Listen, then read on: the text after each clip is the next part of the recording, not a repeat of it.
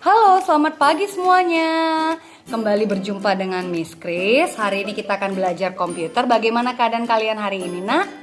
Iya, harapan Miss kita semua tetap dalam keadaan sehat dan kalian juga masih tetap semangat untuk kembali melanjutkan pembelajaran kita buat hari ini ya.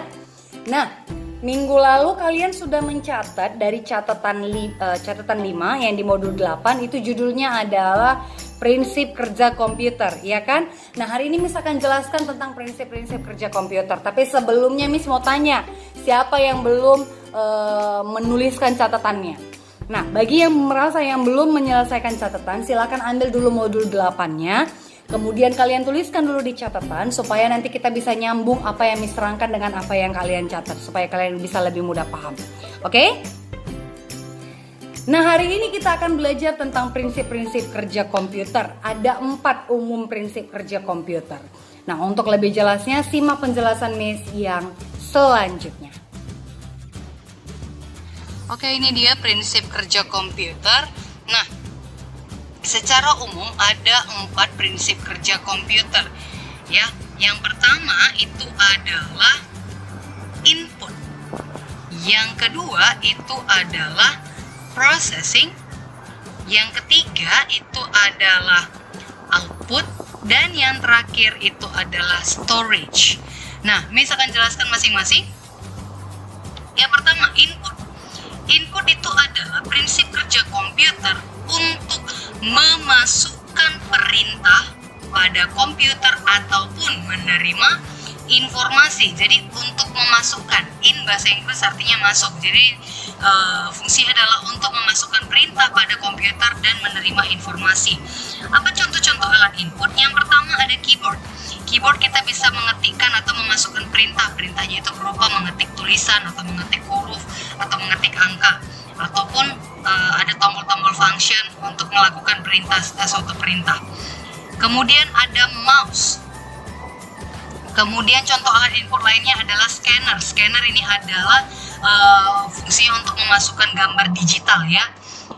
Kemudian ini ada joystick. Ya, joystick itu kayak semacam, ada juga yang kayak semacam stick PS, itu juga termasuk ke dalam joystick. Kemudian ada mikrofon untuk memasukkan suara ke dalam komputer. Selanjutnya, setelah data dimasukkan ke dalam komputer, maka akan diproses atau namanya processing. Artinya adalah prinsip kerja komputer untuk memproses informasi berdasarkan perintah yang diberikan. Tadi kan yang pertama kita udah masukkan perintah, ya kan? Udah di-input perintahnya, datanya, maka data atau perintah yang udah dimasukkan itu akan diproses. Nah, secara umum kita tahu bahwasanya alat pemroses pada komputer itu disebut dengan CPU, Central Processing Unit. Tetapi sebenarnya di dalam CPU ada terbagi dua bagian umum. Nah, yang pertama itu namanya di dalam CPU itu ada prosesor. Prosesor itu gunanya adalah untuk mengolah data numerik. Data numerik itu kayak angka dan tulisan, angka dan huruf ya. Atau ada juga yang namanya VGA. Nah, VGA ini untuk mengolah data grafis atau data yang berupa gambar.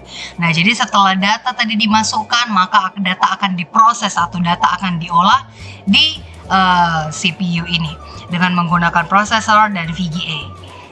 Selanjutnya, setelah data itu diproses, datanya itu bisa disimpan, yaitu storage.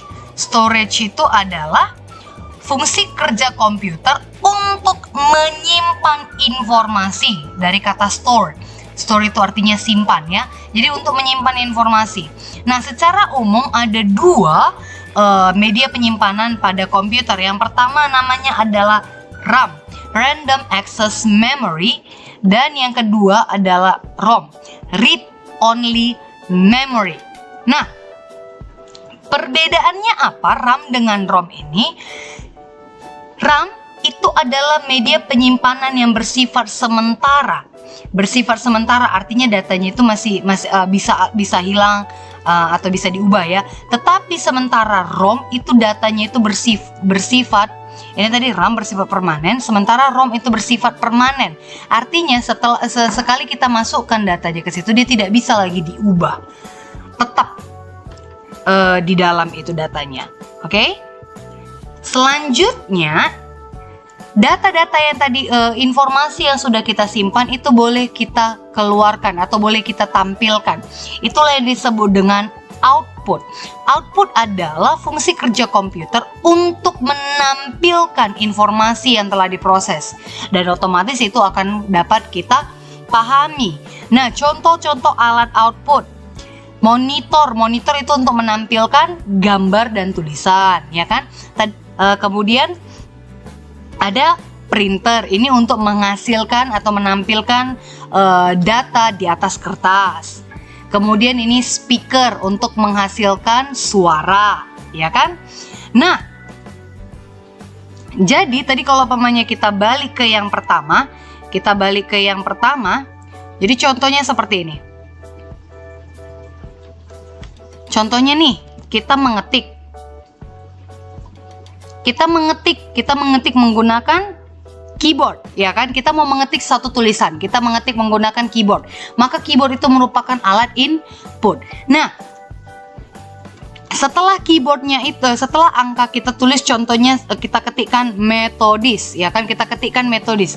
Kita memberikan perintah itu melalui keyboard. Kita ketikkan di sini metodis. Kemudian apa perintah ketika kita tekan tombol M, E, T, H dan selanjutnya?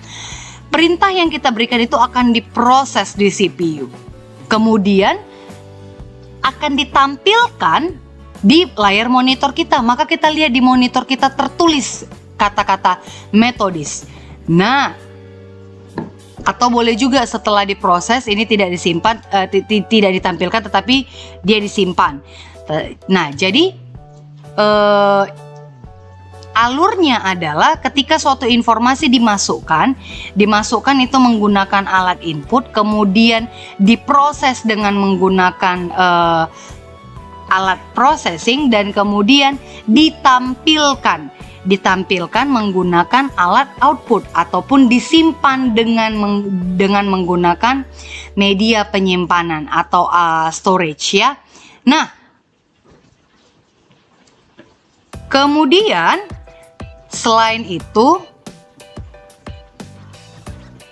media penyimpanan tidak hanya RAM dan ROM. Ada beberapa contoh media penyimpanan yang lain. Contohnya, ada yang namanya hard disk, ada yang namanya optical disk, ini berupa CD atau DVD, ada yang berupa USB flash disk. Ini mungkin yang sering kalian temukan ya, USB flash disk yang sering kalian gunakan, ataupun memory card, ini ada di mungkin di handphone kalian. Nah, ini ada berupa floppy disk atau disket. Nah, kemudian ada yang berupa ini punch card. Punch card ini merupakan media penyimpanan dari zaman yang agak lama ya, zaman dulu ya. Nah, Miss juga tidak sempat ini ketemu dengan model yang seperti ini. Nah, ada dia yang magnetic tape, ini untuk kayak semacam tape untuk radio. Nah, apa sih fungsi media penyimpanan itu? Apa manfaatnya?